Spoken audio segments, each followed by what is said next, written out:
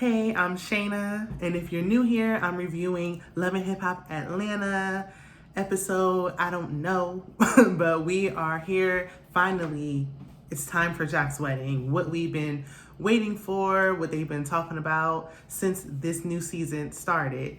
So I'm just gonna get right into it. Before I do, please do me a favor and like and subscribe, comment on the video. Since I am a baby YouTuber, I am trying to grow my channel.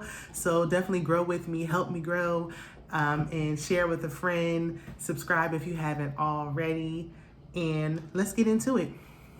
So we pick up where we left off with Sierra being indecisive if she's going to tell Kendra about what the person said. I forgot her name. It starts with an M, about Jack's potential cheating. We know Jack has a past for allegedly cheating, so no shot there. Sierra decides not to say anything. One, she doesn't really feel comfortable. It's awkward. She's in a wedding, but she's not sure if the rumor is even true. She doesn't know. So for that reason, she's going to leave it alone. I think that was the right thing to do, especially the timing, because you were at her bridal shower. It just wasn't the right place or time if you were going to share it. At the same time, I was so tired of everyone saying, oh, should we tell her? Should we not? And when she looks back, everyone's going to be saying, should we tell her? Shouldn't we tell her? And no one said anything. But we know that Kendra's not leaving that man, so it is what it is. They move on, and Kendra and Yandy and Sierra are sitting down. Yandy is saying her mom is doing better from her accident after Sierra asked about it. And Sierra's also having issues with her mom and alcoholism, and she's just trying to get her to stop drinking. So she's saying she shouldn't even drink herself because she's trying to get her mom to stop. We move on to the next scene, and Joc has landed in Chicago. We know that he's going to be traveling to perform all the way up until the day before the wedding, and he's coming back the day of the wedding, which is crazy. So he's there, and he gets to the location. It looks like he's performing at a house party in someone's basement. And I said, this is what he just had to rush to. This is one of the performances that he just had to come to. Y'all couldn't do rehearsal dinner because you had to come to somebody's basement. And it wasn't even a fully packed basement at that. He's saying he's just ready to get through these performances and get to the wedding. He wants to make sure that he just gets to the day and it goes off without a hitch. And I would feel the same way.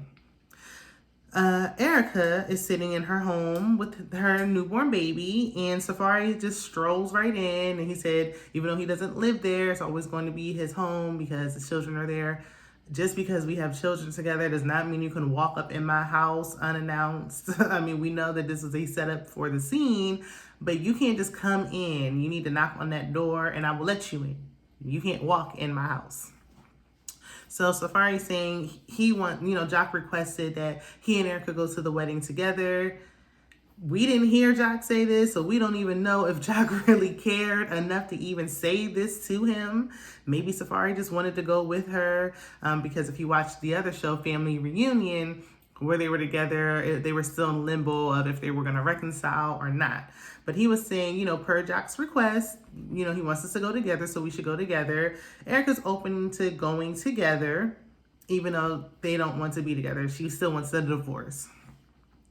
So we move on, and Kendra is upset that Joc is traveling days before her wedding. She's having typical wedding jitters. She's nervous. I would be too. Flying back in the day of is just flat out crazy. But they're going to make it work. They're going to try. They're not even in driving distance. You're in Chicago and the wedding's in Atlanta. And I just, whew. So we can all understand why Kendra is feeling away. We see that Rennie is in South Carolina, Rennie Rucci, and that's where she's from. She was down there visiting. I guess she was visiting her children, and her mom got into a car accident and was in the hospital. So she's meeting up with her brother and sister because everyone cannot be in there at the same time. So they have to take turns to go into the hospital and check on her, and that's what they're doing.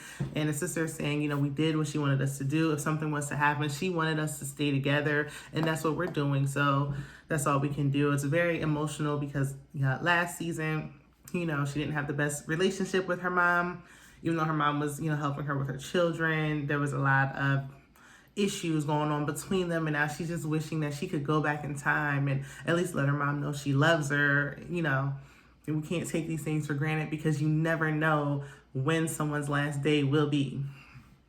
So we see that Erica is meeting up with Rich Dollaz, and it's like, is this Love and Hip Hop New York or Atlanta? Because I don't see anybody from Atlanta. All I see is a bunch of people from New York in Atlanta. So they meet, and why? We weren't missing these two together, but okay. And this scene didn't even really bring anything to the table, but I guess just to show them together, we just saw them together on Family Reunion. But they're on good terms. They decided to be friends. They show a clip of, before Erica did something to her face, and I wish she never did. She was such a cute girl. But they said, we're friends, we're good friends now. I think Rich wants to try to get back over there. Obviously, he's like kind of hinting or flirting a little bit that he kind of, he's open to going back into it. But she's like, we're friends, right? You're friend zone. We're friends, just friends, friend.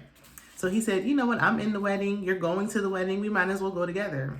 She didn't mention that she was going with Safari, but she is. She's going with her husband.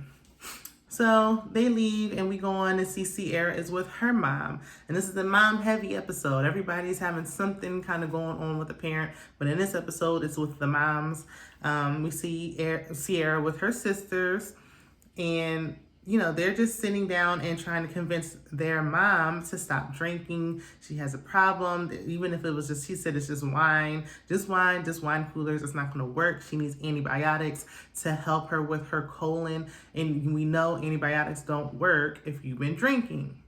So, even though I had to look into that, I thought if you drink, that antibiotics was just mess up your stomach. Like, it won't make you won't feel good. But we don't know. So, right, as far as we know, she can't drink while she's on the medicine. She agreed, she was walking a straight line. She couldn't do it. She, is kind of admitting that she has a problem. So Sierra said, I have 8 bedrooms. Y'all can just stay here. We're going to stay here together as a family, and we're going to do this with you until you finish. On to the next scene, Spice and her man are getting ready for the wedding. And they were mentioning something about Carly and when she popped up out that box for that bachelor party. And coincidentally, Carly just so happens to call right then and there.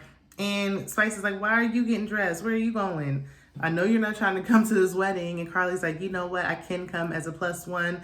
Spice's man is like, were you invited? Of course she was not invited. She brings up that Kendra came to her engagement party. Which fiance or boyfriend was this? Who remembers? She's engaged every season. So why are you even bringing that up? You're not with anyone now. Who cares? You didn't get invited to the wedding, so you shouldn't come. And she just wants to show up anyway because she's obsessed and she can't let Joc go. And she made a comment about upstaging her. You can't upstage someone when the man don't want you. Like, get a grip. It's just giving thirst at this point. It's crazy. I mean, Carly's on anything that just has some kind of storyline. I don't even think she's a main cast member. Like, girl, what are you doing?